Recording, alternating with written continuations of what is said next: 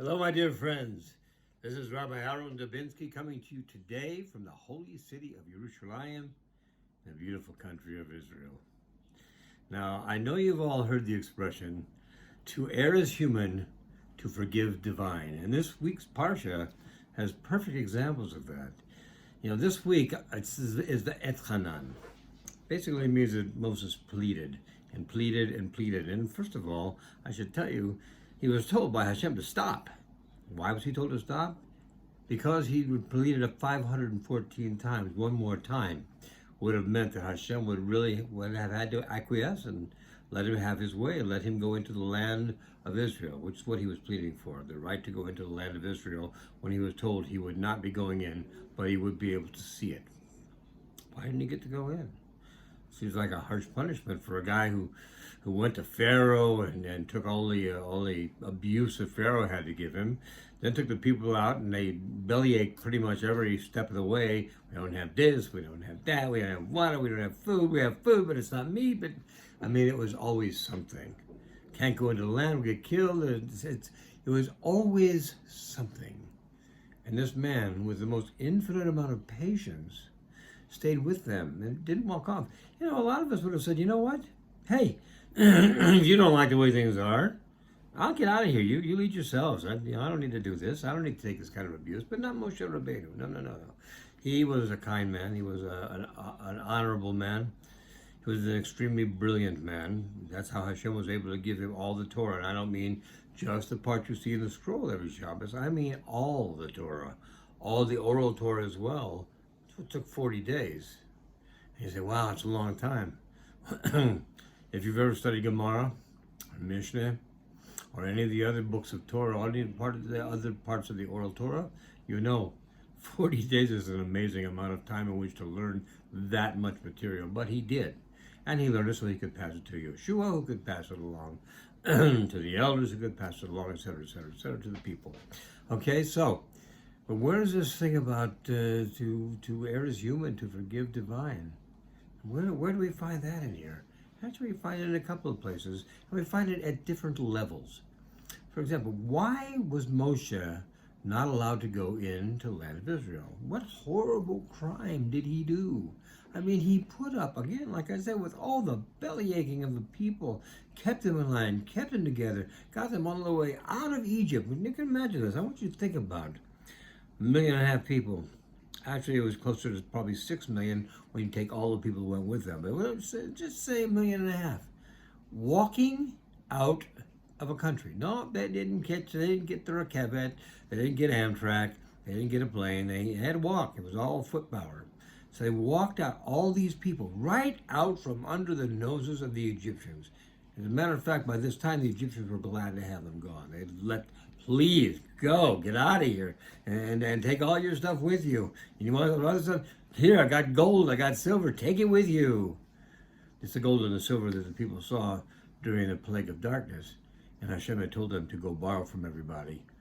And they did. And they pretty much cleaned out Egypt.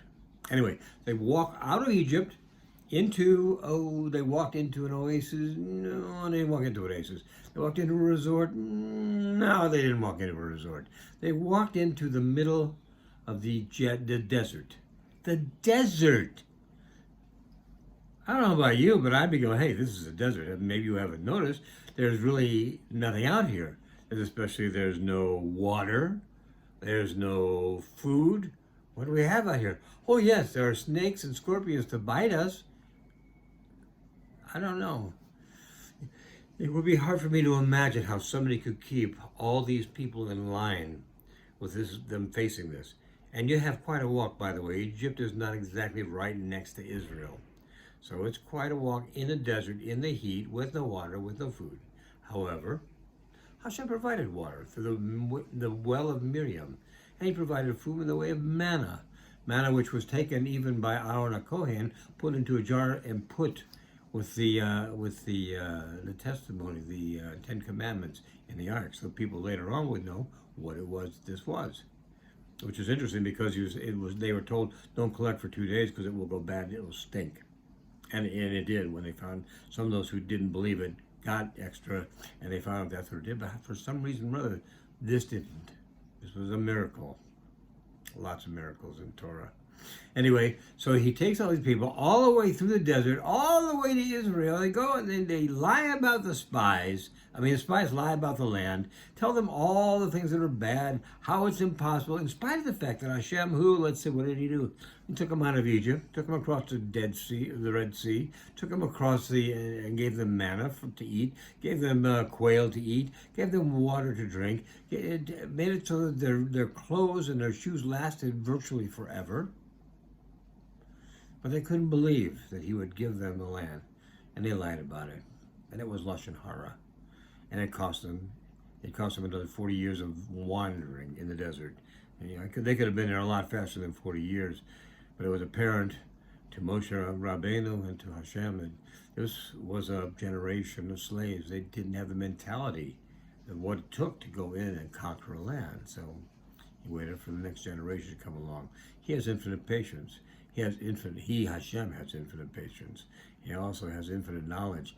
He knows why he does what he does. So why did he not let Moshe go into the land? After all that he did, after all he put up with, what is it that he did wrong? Well, it's not that he asked 514 times. That wasn't the reason why. It's not that he said, these people of yours are stiff-necked and, in a word, take them, they're yours, I don't want them. But Moshe Rabbeinu stuck there anyway, and he stayed with him. He was always convinced this was for the best, because Hashem was going to wipe the people out more than once. And Moses talked him out of it every time. He had so much merit, so what did he do wrong? Well, when Miriam, the prophetess, died, Moses' sister died, the well just kind of disappeared. And don't mean disappear, went poof, and up in smoke. It disappeared into a whole bunch of other rocks. So they didn't know which one it was anymore. And once again, the people started bellyaching. We have no water. You can imagine, you're in the middle of the desert. You have no water. It's an imperative to continue your life. So Moses was told, go talk to the rock, and the rock will give forth water. So Moshe went out, and he did what he was told, but he got to what looked like a real rock, and no water came out. A little trickle came out. So he took his staff and he struck it. Not once, but twice. And it gushed forth water. That's great, because Hashem told him the rock would give forth water. But he told him, talk to the rock. He didn't say strike the rock. Why did he do this? What is the big difference? Well, here's the big difference. If you strike the rock with a stick, there will be many people in an organization who would look at it and say, hey, he's got a magic stick. Wow. Wish I had one of those. But if you talk to it and it gives forth water, you know it's divine. You know it comes from only HaKadosh Baruch Hu. Only from Hashem could do something like this. You talk to rocks, they bring forth water, and Hashem says, here you go. That was what he wanted. That was what HaKadosh Baruch Hu wanted. At least that's what our sages tell us. That he wanted him to talk to the rock so that people could see how it was with HaKadosh Baruch Hu, that he could make anything happen. Didn't have to touch it even. All he had to do is say, give us water. And the rock would give water. Problem was, the rock was a rock among lots of other rocks. And to me and to you and to many of us, one rock's the same as the next. Apparently to Moshe Rabbeinu, the same was true. When he finally got to the right one, he was frustrated. The people were complaining again, and they were frustrating. This is the end of the 40 years. You're talking about a very difficult time. And he didn't mean to be anything angry. He just didn't do what he was told to do.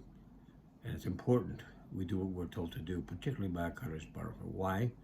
Because he has reasons for everything he tells us to do. What's the reason? Well, the sages make pretty good work of what it is. This was the meaning behind this, that was the meaning behind that, this probably was the meaning behind it, probably, maybe. This one says this one says that. We don't know for sure, and the reason we don't know for sure is we're not supposed to know for sure. Because that would take a lot of the awe out of HaKadosh Baruch Hu. So you should have Yirat Shamayim, which literally means fear of the heavens. No, it's not fear. The word is incorrectly translated. The word is awe. You should be in awe. The fact that Hashem could take you out of a country, take you across the sea, take you through the desert, give you food, give you water, etc., etc., etc., give you 10 commandments, give you Torah, all the things he would do for you. And the Torah was designed to help you know how to live your life. All these things, and all we had to do was do what we're told. The problem is we err sometimes because we're human, and to err is human, but to forgive is divine. And Hashem proves that, because how many times would he want to wipe out the children of Israel because of all they did, all the belly aching they did, all the complaining they did, and every other thing was something was wrong, and they were complaining about it. But in the end, he brought them through. No, they did not go to the land, but their children took the land. So that was his forgiveness. It was in the form of going to your children. And those of you who are parents, you all know, what do you want for your kids? You want their happiness. You want what's best for them. And for most of us, what you want is for them to do even better than you did in life. So having said that, I want you to all have a terrific Shabbos this week. When you get to Tisha B'Av, take it very seriously. It's a very serious holiday. It commemorates the destruction of both the temples. It commemorates so many evil things that happened to Israel. It's a reminder to us to say, when Hashem says something, just do it. Do what he tells you, not just what you think. Don't make the mistakes. Remember we talked last week. You can make mistakes, or you can learn from others' mistakes. And if you learn from others' mistakes, you'll get wiser, quicker, less painfully, and you will bring about the personal redemption of you and contribute that to the final redemption, which will bring us all to the final redemption and the Beit HaMikdash number 3. My friends, have a great week ahead. Take Tisha B'Av seriously and understand why we have to do this, so we don't have to do it again next year, so Mashiach will come to us. Be well, my friends. God bless.